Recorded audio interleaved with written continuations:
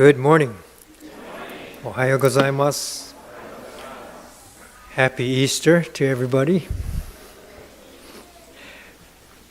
Last week we were able to have our Hanamatsuri service here, and I was able to see how everything gets set up and prepared before Sunday. Saturday in the office, I asked Cindy, where do we keep the Hanamido? She says, we just call Bob and everything we need just magically appears from wherever he keeps things stored. It's okay. So that evening, last Saturday evening, the Hanamido appeared here. The 8th grade class and students and family came here to cover the Hanamido with the flowers. Gradually, the colorful shrine came to be. Sunday morning, the baby Buddha took his place in the pool of sweet tea, and we were ready for service.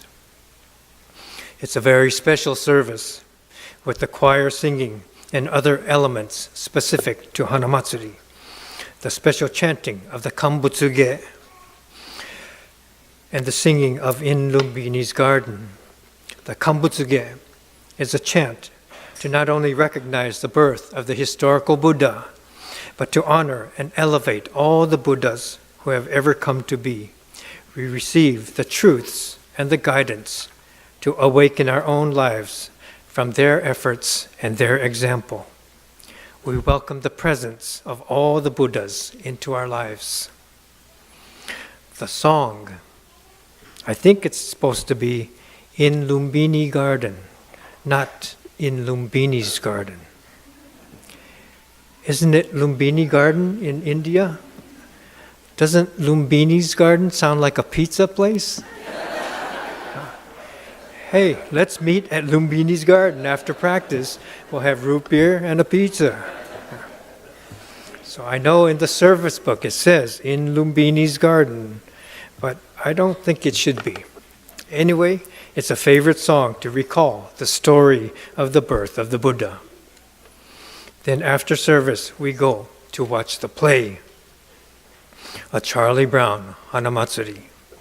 All the classes did their routines and dances perfectly, at least from where I was sitting. The actors and the readers were great. One of my favorite parts was Lucy and her 5 good reasons. Pow! And I liked the stealth ninja prop changers dressed in black so we couldn't even see them. So many people, young and old, small and big, working together and doing together made it great. Not just a nice show, but an example of Sangha effort and mutual support. Let's all give each other a big sigh of relief and a big hand for a job well done. I like that. One of the things I was noticing, last night we had a tremendous showing for the jazz show that was put on, coordinated by Koichi, and they had a showing last year. But this one, they filled up the kaikon. They had to add extra rows all the way to the back to accommodate everyone.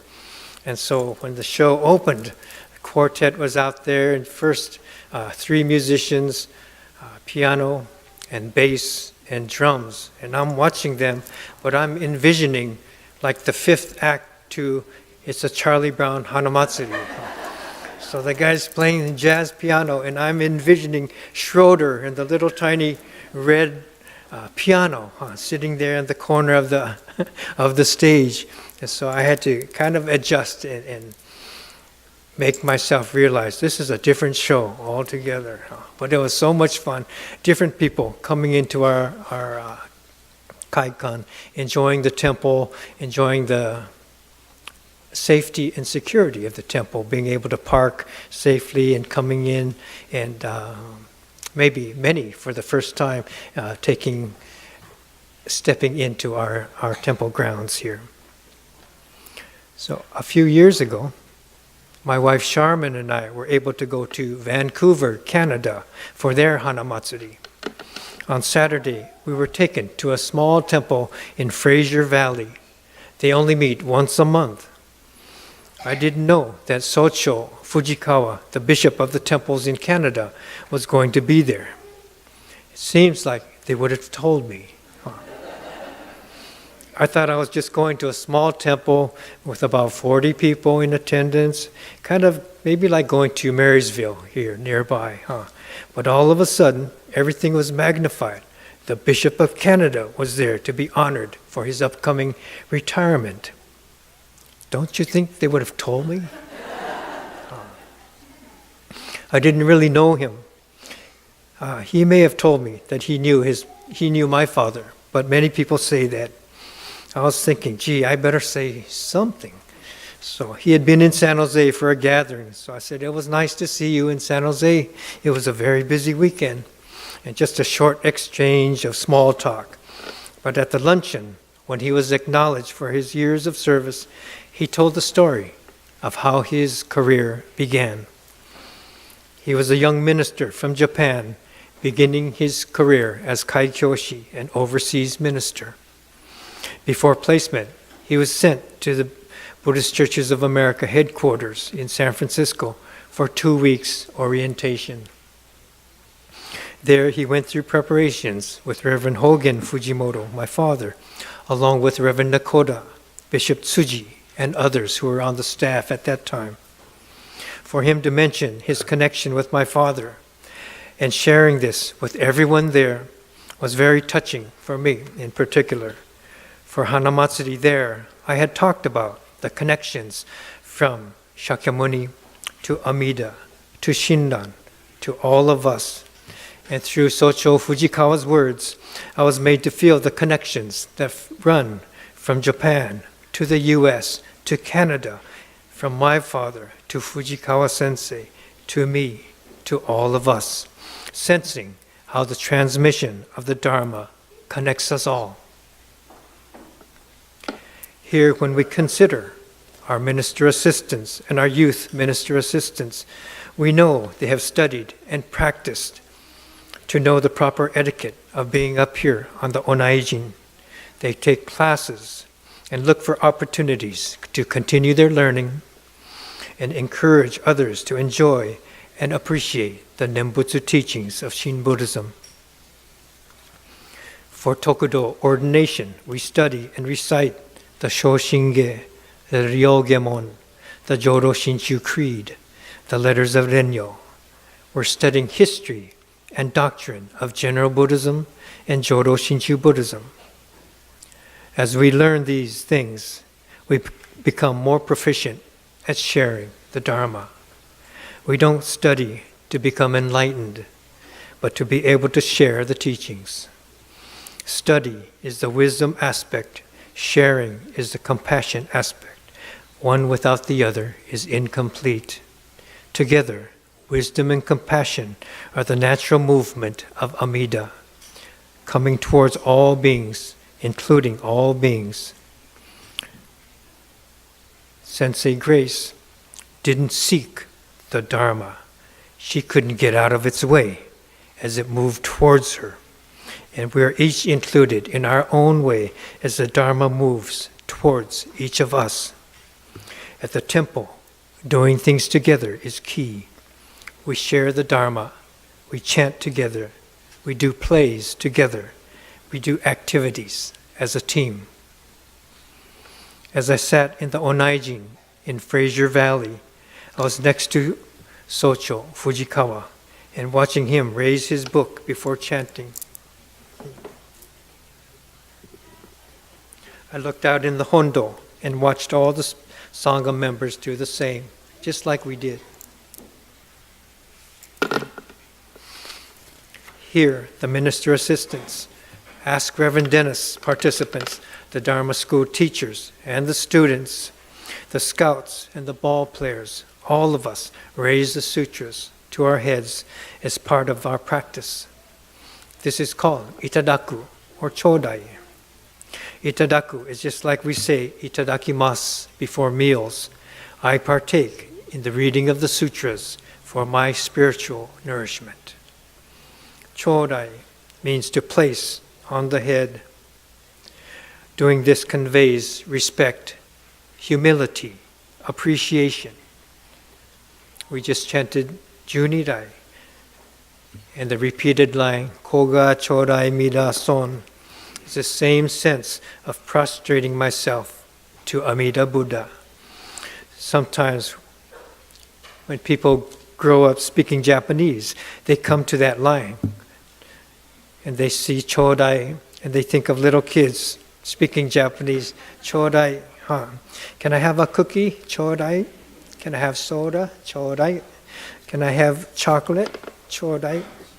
The Chodai is that we chant is different.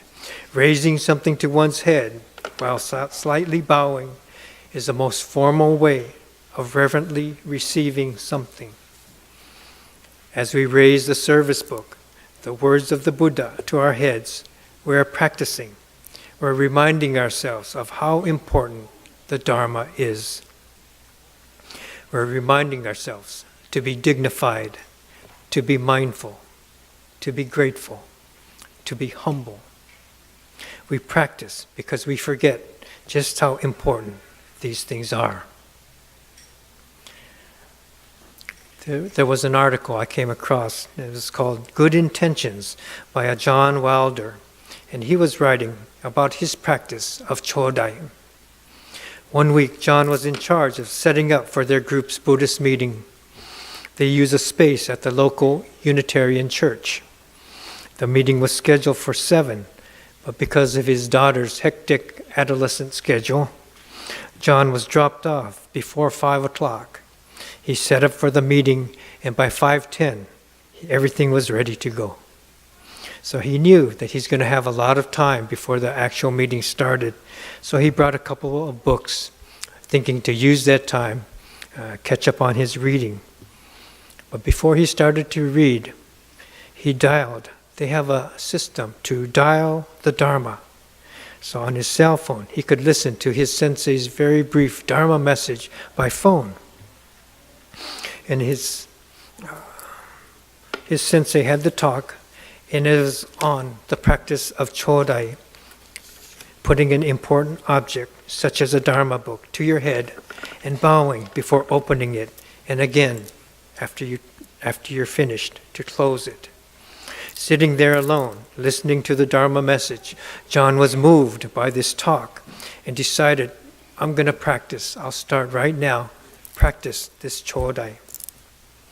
He writes, I reached over to my satchel where I had my books, opened it up, took Ethics of Enlightenment out, opened it up and started reading. Almost immediately, I realized it had taken me less than 20 seconds to break my intention of practicing Chodai.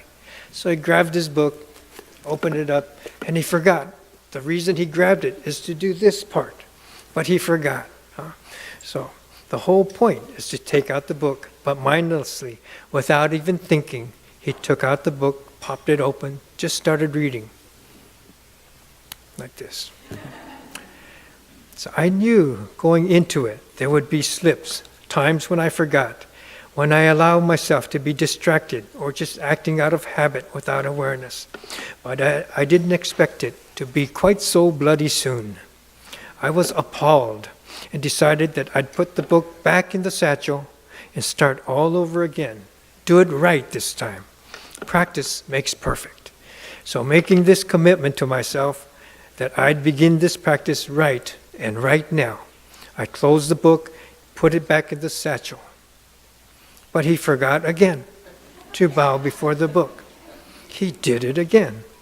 He was supposed to Chodai before putting the book back. He was supposed to raise the book to his head again, practicing this Chodai. But he forgot. He writes, I had achieved near perfect simultaneity between making a vow and breaking it. I'm good. I don't mean to brag, but this is world-class mindlessness. So he writes, so what can I learn from this? From there, first, there's the obvious humbling involved. A quick, brutal reminder that I have a lot of work to do. Second, there's a more gentle reminder that this kind of thing happens to people. I need to remember this moment the next time someone runs a stoplight in front of me or doesn't lock the restroom door. I have no business getting angry because the kettle is black. And finally, third, it's just a reminder to simply accept reality. I don't want to be a space case, but I am. I can work on it, and I do, but progress is really, really slow. So with Chodai, we're reminding ourselves to be dignified, mindful, to be grateful, to be humble. And we practice because we forget these things. The beauty of Shin Buddhism is that it points to the Dharma lessons all around us in everyday life. In the story, John was trying to start a new habit. It's easy to revert back to old ways, and it's fun to see his frustration in learning to Chodai. Watching each other and doing together in service, whether here in Sacramento or in Fraser Valley, Canada, might be the best way to eventually learn to do this ourselves instead of just sitting alone. Being with Sangha friends and fellow travelers along the Nembutsu path, whether participating